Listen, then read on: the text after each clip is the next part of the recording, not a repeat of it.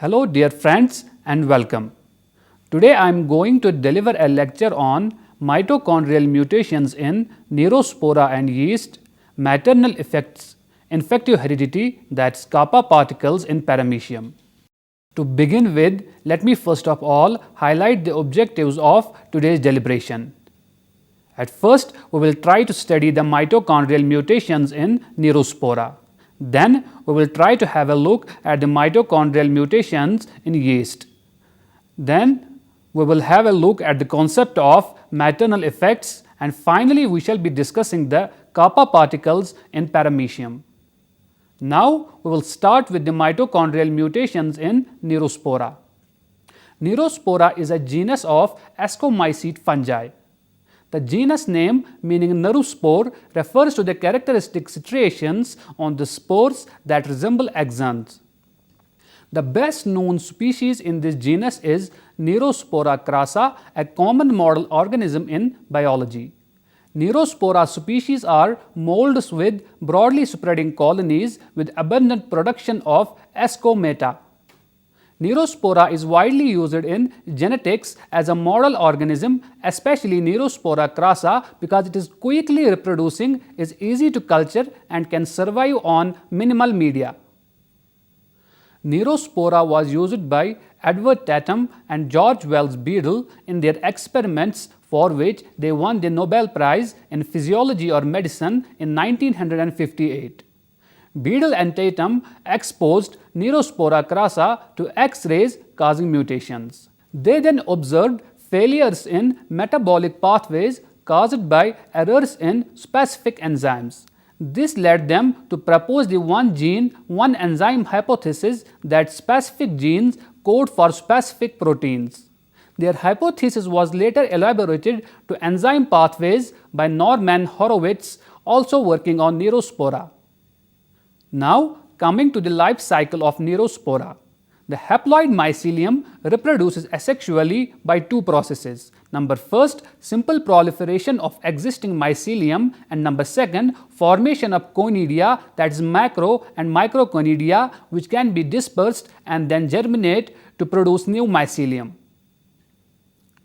Genetic analysis of the mitochondria of Neurospora has focused partly on the widely used standard inbred laboratory strains of Neurospora crassa and partly on natural isolates of a variety of Neurospora species, mainly Neurospora crassa, Neurospora intermedia and Neurospora tetrasperma. Mitochondria are normally transmitted through the maternal, that is, protoperithecial parent. Cytoplasmic inheritance can thus be distinguished from Mendelian inheritance of chromosomal genes by making reciprocal crosses and showing that the trait in question is not transmitted when it is present in the male parent. Muted mitochondria and mitochondrial plasmids are also capable of vegetative transmission when heterokaryons are formed. The first mitochondrial mutants in Neurospora involved respiratory defects resulting from mitochondrial deletions. Individual mitochondrial genes were subsequently identified that involved either the respiratory chain, ATP synthesis, or the translation apparatus. Mitochondrial plasmids resemble mitochondrial mutations in their mode of transmission. Exceptions exist where muted mitochondria or mitochondrial plasmids of paternal origin have been recovered in progeny.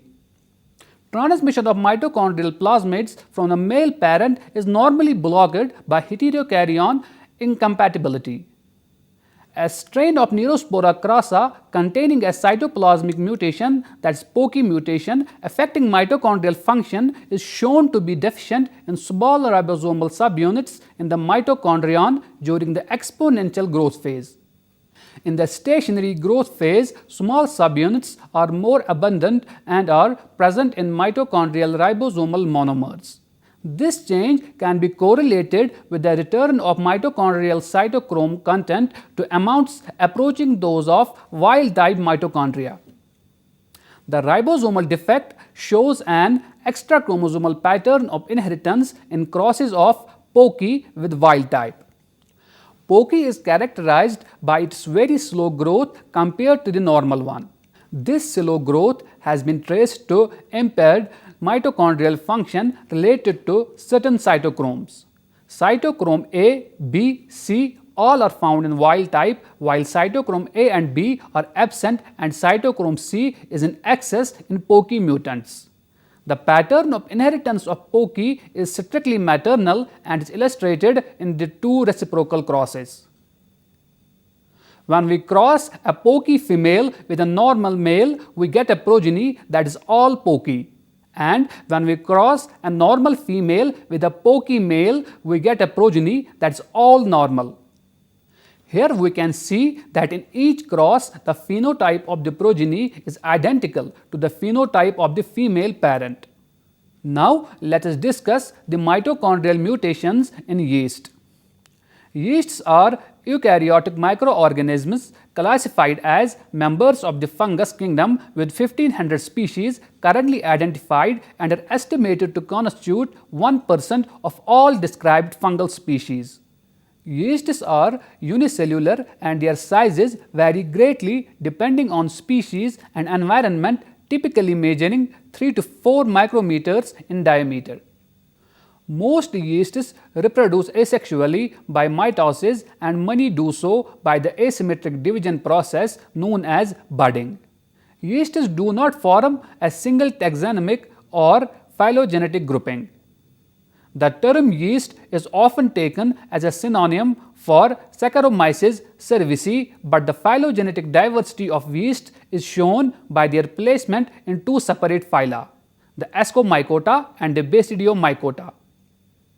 The budding yeasts, that is true yeasts, are classified in the order Saccharomycetales. Yeast typically grows asexually by budding. A small bud which will become the daughter cell is formed on the parent, that is mother cell, and enlarges with continued growth.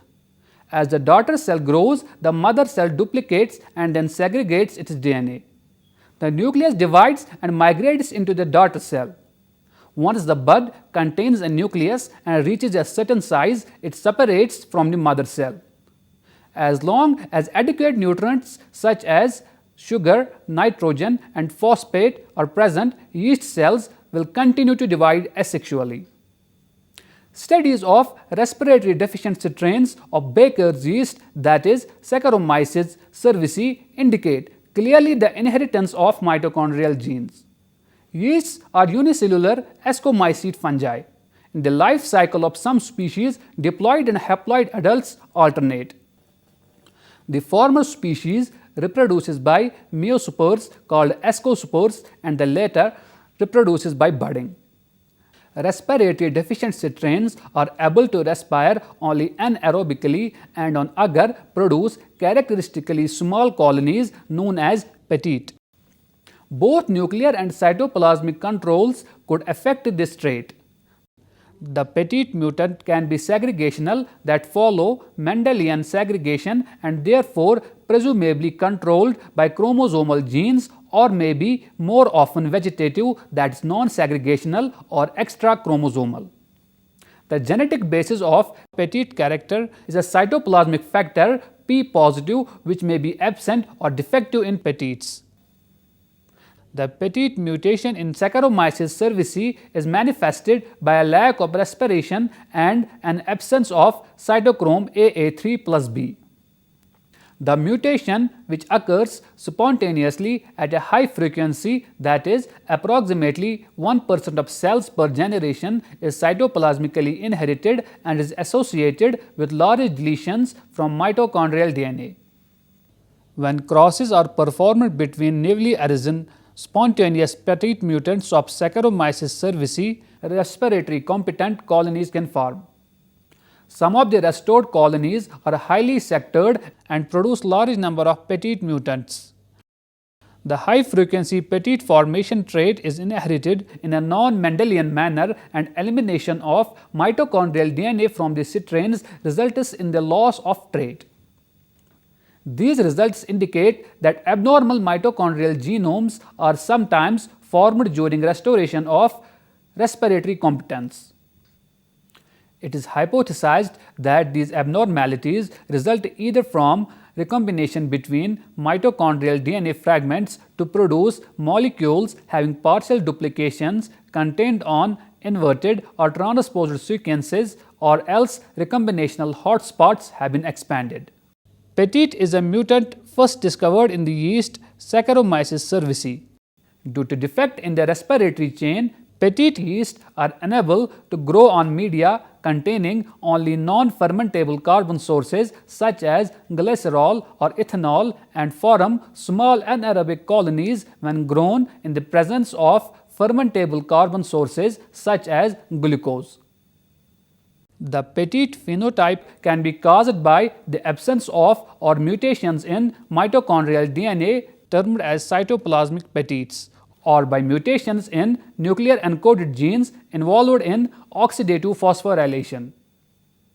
A neutral petite produces all wild type progeny when crossed with wild type. Petite mutations can be induced using a variety of mutagens including DNA intercalating agents as well as chemicals that can interfere with DNA synthesis in growing cells. Mutagens that create petites are implicated in increased rates of degenerative diseases and in the aging process. Recent advances in yeast mitogenomics have significantly contributed to our understanding of the diversity of organization, structure and topology in the mitochondrial genome of budding yeasts. Now, let us discuss the concept of maternal effects. A maternal effect is a situation where the phenotype of an organism is determined not only by the environment it experiences and its genotype, but also by the environment and genotype of its mother. In genetics, maternal effects occur when an organism shows the phenotype expected from the genotype of the mother irrespective of its own genotype, often due to the mother supplying mRNA or proteins to the egg. Maternal effects can also be caused by the maternal environment independent of genotype, sometimes controlling the size, sex or behavior of the offspring. These adaptive maternal effects lead to the phenotypes of offspring that increase their fitness. Further, it introduces the concept of phenotypic plasticity, an important evolutionary concept. It has been proposed that maternal effects are important for the evolution of adaptive responses to environmental heterogeneity. Maternal effects can be seen in the way a mother provisions her eggs with mRNA, proteins, hormones or antibodies which can control the size, sex, growth or behavior of her offspring. Mothers can also directly influence their offspring through their own behavioral traits. Behaviors like nursing, grooming, predator defense and decisions on when and where to lay eggs can all affect the offspring and its survival. Maternal effects can produce meaningful variation in a population upon which selection can act. Selection acting on these traits will naturally affect the fitness of such organisms and therefore the evolutionary dynamics of the population, particularly with respect to the evolution of offspring traits subject to maternal effects and the maternal traits themselves. Maternal effect, the expression of the maternal nuclear genotype during gametogenesis and during early development may have a strong influence on the phenotype of an organism. A distinct case of maternal effect was discovered in flower moth, that is Epistia cuniella by Kasperi in 1936. Dark brown eyes and presence of pigment in other parts of the body in this moth are controlled by a dominant gene A responsible for production of a pigment precursor kynurenine. Homozygous recessive AA lacks kynurenine so that it exhibits absence of pigment and the eyes therefore have red color. When heterozygote, which is capital A small a and is pigmented, is crossed to non-pigmented homozygous recessive, which is small a, as expected, progeny segregates into one capital A small a and one small a, which phenotypically gives the ratio one pigmented and one non-pigmented. In the reciprocal cross, pigmented capital A small a when crossed with non-pigmented small a, the progeny, that is one capital A small a and one small a had all the early larvae pigmented. In this case, however, when larvae matured, only half of them, that is capital A small a, were dark brown eyed, the other half, that is small a, were red eyed. The homozygous, that is small a pigmented larvae received their egg cytoplasm from mother, that is capital A small a, and therefore had kynurenine in early stages of development, but they were incapable of synthesizing their own kynurenine in the absence of dominant allele and hence loss of pigment in adult moth. Now at last, let us try to learn about infectious heredity, that is Kappa particles in Paramecium. Many invading organisms or particles are also cytoplasmically transmitted to induce a phenotype. Such an inheritance is called infectious heredity. In the host cell or organism, the microorganisms strike a symbiotic relation and invade through the maternal ooplasm. The best example of infectious heredity is seen in the case of Kappa particles in Paramecium. Paramecium are members of the phylum Coeliophora. They share many common characteristics with the rest of their phylum but are also unique. For example, their shape is quite different from that of many other Coeliophora. Most species can be cultivated easily in the labs, making them ideal model organisms well suited for biological study. Kappa particles in Paramecium are other classical example for extra chromosomal inheritance, where the phenotype not only depends on the cytoplasm but also on the genetic material of the nucleus. T. M. Sonborn described the inheritance of Kappa and their relation to nuclear gene in the common ciliate protozoan, that is Paramecium aurelia. Kappa organism or Kappa particle refers to the inheritable cytoplasmic symbionts occurring in some strains of Paramecium. Kappa particles produce a protein called paramecin that kills the sensitive citrane without Kappa particles. The citrane with the Kappa particle is called as killer or resistant citrane, and the other citrane is called as sensitive citrane. Gene responsible for producing Kappa particles is present in homozygous or heterozygous dominant condition in killer citrane, while it is present in recessive form in sensitive citrane. Paramecium reproduces both by sexual and asexual mode. During asexual reproduction, when conditions favor, the cells undergo cell division while the Kappa particles cannot divide at the same rate. Therefore, the daughter cells receive less number of Kappa particles, and after few generations there can be complete loss of Kappa particles. In this situation, citranes with dominant alleles remain without any Kappa particles. This proves the gene for Kappa particles can only help in multiplication of existing Kappa particles. During sexual reproduction, when two opposite citranes conjugate, the killer citrane and the sensitive citrane remain as the period of conjugation is less. When conjugation period increases, the Kappa particles move from killer citrane to sensitive citrane through conjugation tube, converting sensitive citrane to killer citrane. Kappa particles are fuelgen positive and stain with giemsa after acid hydrolysis. The length of the particles is 0.2 to 0.5 microns. The particles are considered to be intracellular symbiotes occupying a position between viruses and bacteria. The production of Kappa particles is dependent on a dominant allele, that is capital K, so that killer citranes are capital K or capital K small k, and sensitive citranes are ordinarily small k. In absence of dominant allele, that is capital K, Kappa particles cannot multiply, and in absence of Kappa particles, dominant allele, that is capital K, cannot produce them de novo. Consequently, sensitive citranes with genotypes capital K or small k can be obtained. These will not carry any Kappa particles. However, killer strain with genotype small k cannot be obtained because even if kappa particles are present, these would be lost in the absence of dominant allele.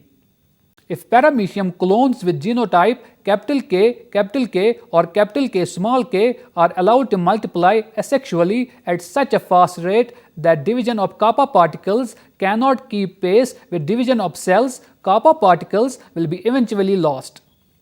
Consequently, sensitive strains with dominant genotype, that is K or K small k having no kappa particles would be obtained. If the killer, that is K and sensitive, that is small k strains are allowed to conjugate, all X conjugates, that is the cells separating after conjugation, will have same genotype, that is K small k.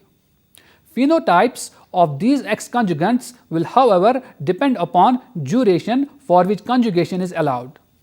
If conjugation does not persist long enough for exchange of cytoplasm, heterozygote, that is K small k X conjugates will only have parental phenotypes. It means that killers will remain killers and sensitive will remain sensitive even after conjugation. If conjugation persists, sensitive strain will receive kappa particles and will become killer, so that X conjugates will be killers having genotype K small k. Extrachromosomal inheritance has some practical advantages in agriculture and can also be used in prediction of diseases in humans for counseling. In plants, cytoplasmic male sterility trait can be used in plant breeding. A recent study involving congenital heart disease parents showed that the risk of getting congenital heart disease in the progeny was higher if the mother is affected rather than father. The advanced research on extrachromosomal inheritance associated with human diseases will go a long way in genetic counseling. That's all about today's lecture. Hope you have understood it very well. Thank you very much and goodbye.